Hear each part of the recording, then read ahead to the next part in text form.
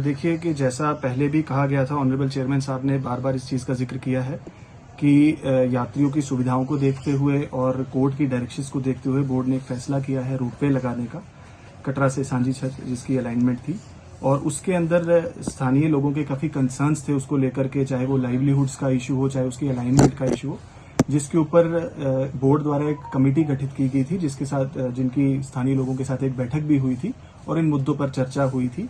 और अब जो लोगों का कंसर्न ये है कि आगे इस काम को कैसे बढ़ाया जाए, उससे पहले इनके कंसर्न्स जो हैं वो एड्रेस नहीं हुए हैं और ये चाहते हैं कि एक बार और हमारी बोर्ड कमेटी के साथ बैठक हो और इनके पूरे कंसर्न्स एड्रेस किए जाएं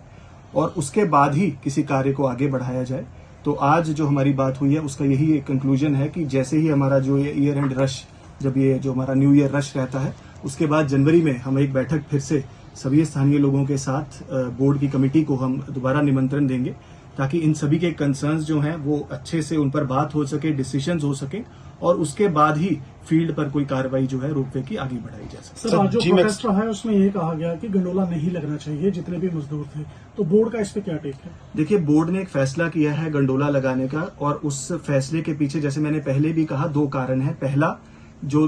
बहुत से जो हमारे सीनियर सिटीजन्स हैं, मेडिकली अनएबल जो पिलग्रिम्स हैं या स्पेशली एबल्ड पिलग्रिम्स हैं, बहुत सारे जो यात्रा नहीं कर पाते हैं। दूसरा, उनकी सुविधा के लिए, और जो क्योंकि हेलीकॉप्टर की कैपेसिटी हमारी लिमिटेड है और हम सभियों को वो सहूलत नहीं दे पा रहे हैं, तो वो एक कारण है जो जिसकी वजह से बोर्ड ने ये फैसला किया।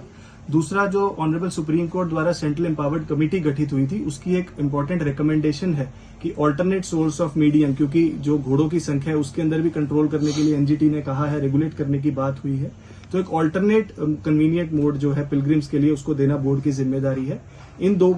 जो बैकग्राउंड बातों के मद्देनजर ही ये फैसला लिया था।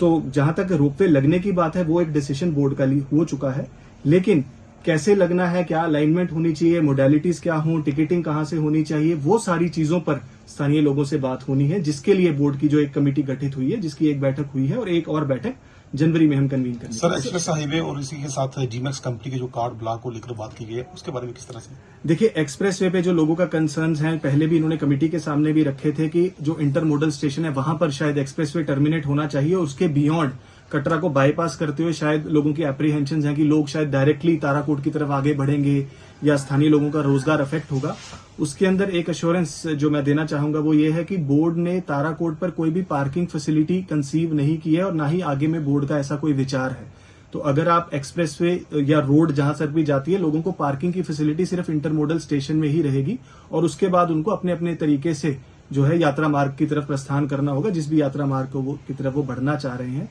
दूसरी चीज, एक्सप्रेसवे या highway national highway authority of India का मुद्दा है और उन्हीं की देखरेख में ये सारा काम चल रहा है। तो मैं समझता हूं कि जो appropriate authority in the government है, एसडीएम साहब के थ्रू ये रिप्रेजेंटेशन उन तक पहुंचे और उसके ऊपर कुछ फैसला लिया जाए। हाउएवर, क्योंकि बोर्ड की कमेटी में हमारे डिविजनल कमिश्नर साहब भी रहते हैं, तो मैं समझता हूं उनके सामने भी इस मुद्दे के ऊपर बात हो सकती है ताकि अप्रोप्रिएट अथॉरिटी इसके ऊपर कुछ फैसला ले सके। जीमैक्स को लेकर सर, जो घोड़ों के ब्लॉक या अनब्लॉक का कुछ सवाल है, उसके अंदर इन लोगों की जो सभी स्टेक होल्डर्स की बात पे हमने ये फैसला किया है कि जो हमारा एसओपी है कि क्या पेनल्टीज लगनी चाहिए, कार्ड कब ब्लॉक रहना चाहिए, क्या प्रोविजंस होने चाहिए, उसको हम दोबारा से रीवर्क करेंगे और एक नई पॉलिसी बनाएंगे सभी लोगों से बात करते हुए। और फिलहाल जिन लोगों को ऐसा लगता है कि कुछ जो उनके ओवर चार्जिंग की वजह से या किसी और वजह से जिनके कार्ड्स ब्लॉक हुए हैं, तो उनको एक वन टाइम रिलैक्सेशन के लिए भी हम कंसिडर करेंगे ताकि एक हफ्ते के अंदर अंदर उनको भी एक बार दोबारा मौका मिल सके। और मैं अपील भी करना चाहूंगा हमारे सभी स्थानीय लोगों से, सर्विस प्रोवाइडर से, कि यात्री के इंटरेस्ट को हम सबसे पहले देखें और आगे हमारे को ऐसा मौका ही ना आए कि हमें किसी भी तरीके की वायलेशंस या पेनल्टीज की तरफ जाना पड़े और हम जो नोटिफाइड रेट्स हैं और जो कोड ऑफ कंडक्ट जो हम अज्यूम करते हैं कि अब यात्रा मार्ग पे सभी का रहेगा, हम सभी उसको फॉलो करें। सर, यात्रा 10% का रिकॉर्ड टूटा है, 2022 का रिकॉर्ड टूटा है। कहते हैं कि कितनी ज्यादा फैसिलिटीज हैं जो बढ़ाई है श्रेणी बोर्ड ने, जिसकी वजह से जो यात्रा है लगातार बढ़ रही है। देखिए, मैं हमारे सभी स्थानीय लोगों का, कटरा के सभी निवासियों का शुक्रिया भी करना चाहूंगा, बधाई भी देना चाहूंगा, क्योंकि ये जो है एक कोऑर्डिनेटेड एफर्ट है, एक मिलीजुली अप्रोच है। क्योंकि जब भी कोई यात्री चाहे जिस भी मार्ग से आ रहा हो, चाहे वो जहाज से आ रहा है, चाहे रेल से आ रहा है, चाहे रोड से आ रहा है, तो सभी सर्विसेज को अवेल करता करता वो भवन तक पहुंचता है। वो चाहे ट्रांसपोर्ट की सुविधा हो, चाहे वो स्थानीय दुकानों की बात हो, होटलेज की बात हो, हमारे सर्विस प्रोवाइडर्स की बात हो, तो हम सभी का एक कलेक्टिव एफर्ट, एक कलेक्टिव फेस है जो यात्री को सेटिस्फाई करता है या उसको परेशान करता है। तो मैं समझता हूँ ये एक ट्रेंड इस बात को दर्शाता है कि हम एक सही दिशा में इकट्ठे एज अ टीम आगे बढ़ रहे हैं, और मैं कोशिश करूंगा और उम्मीद भी करूंगा ये कि आगे आने वाले समय में भी ये सिलसिला बरकरार रहे, और आगे आने वाले समय ये यात्रा रिकॉर्ड जो 2012 या 11 में देखा गया है कि 1 करोड़ 4 लाख तक भी यात्रा गई थी, तो उससे भी आगे हम अगले साल तक पहुंचे, और माता रानी से मेरी यही काम। सर, मजदूरों का कहना है कि जो उनको परेशानियां आ रही हैं उनको लेकर एसडीएम साहब के पास कुछ अथॉरिटी दी जाए ताकि जो चक्कर उनको बोर्ड के लगाने पड़ रहे हैं वो ना लगाए। तो उसको लेकर क्या करेंगे आप? देखिए, ऐसा है कि ये जो society for prevention of cruelty to animals, SPCH हम इसको कहते हैं, उसके अंदर एसडीएम साहब उसके वाइस चेयरमैन है, और उसी के पास पावर है टू रेगुलेट जो पोनीज हैं जो प्लाई करती हैं और जो पोनी ऑपरेटर्स हैं।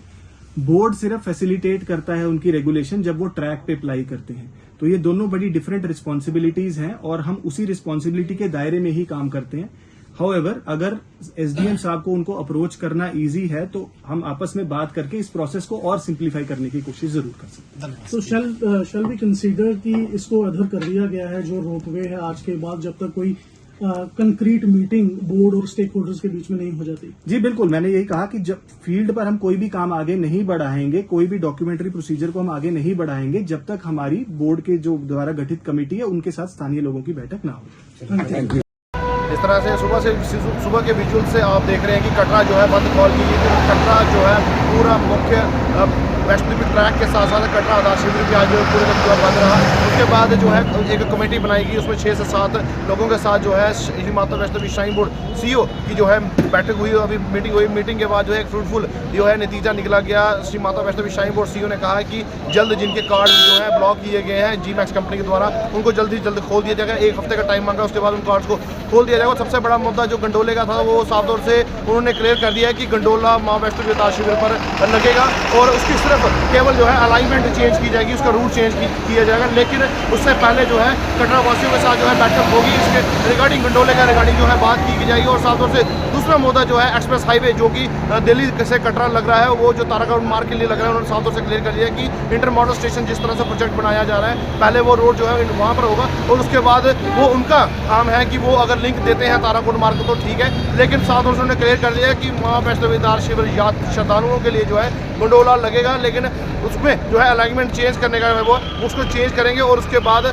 सबसे पहले है कटरा के जितने भी स्टेक होल्डर्स हैं उनके साथ बैठ के जो है बैठक की जाएगी। ये आज का जो है कटरा बंद के बाद जो है आज माता वैष्णो श्राइन बोर्ड सीईओ के साथ कमेटी का जो है आज बैठक हुई, और वहाँ पर जाके इन मुद्दों के ऊपर जो है चर्चा की गई। साई ओम पावर सिस्टम अब लाए हैं विंटर धमाका ऑफर। अब प्रत्येक एक्साइड ई रिक्शा पर पाए एक 35 लीटर का गीजर और रूम हीटर बिल्कुल free. Exide neo Bharat e rickshaw अब करे डबल काम, चाहे बिठाओ सवारी या फिर ढोलो सामान। जबकि एक्साइड नियो ई रिक्शा अब हो गया है पहले से अधिक पावरफुल, क्योंकि अब इसमें लगाई है 1200 वॉट की मोटर और नया व बड़ा डिफरेंशियल। जबकि चढ़ाई चढ़ने के लिए अब आ गया है इसमें पावर गियर। एक्साइड नियो अब आया है नए रंगों व फीचर्स के साथ। मजबूत बॉडी, शानदार डिजाइन, आरामदायक राइड और असाधारण खूबियों से लैस नए जमाने की इस ई रिक्शा में मिलेगा रियर व्यू मिरर जो LCD डिस्प्ले में बदल जाए और ड्राइवर को बिना सर घुमाए गाड़ी को बैक करने में मदद करे। इस तकनीक में पहली बार पीछे कैमरा लगाकर ये अनूठी विशेषता प्रदान की गई है। चमकदार व ज्यादा तेज इंडिकेटर, लंबे समय तक चलने वाली बैटरी, बेहद शानदार LCD इंस्ट्रूमेंटेशन पैनल, मनमोहक आवाज वाले speaker, FM system, flexible roof के बदले बहुत ही सख्त उच्च ग्रेड की मेटेलिक रूफ, इनबिल्ट चार्जर, नए सुरक्षित रिम और अधिक पावर की मोटर के साथ बेहतरीन सस्पेंशन जो दे झटकों से आराम। तो देर किस बात की, आज ही आएं और अपना Exide Neo e rickshaw book करवाएं। हमारा पता है Sai Om power system, last matador stop, Anand Nagar, Bohri, Jammu. Jammu संभाग में डीलर बनने के लिए संपर्क करें 0191 2554 360।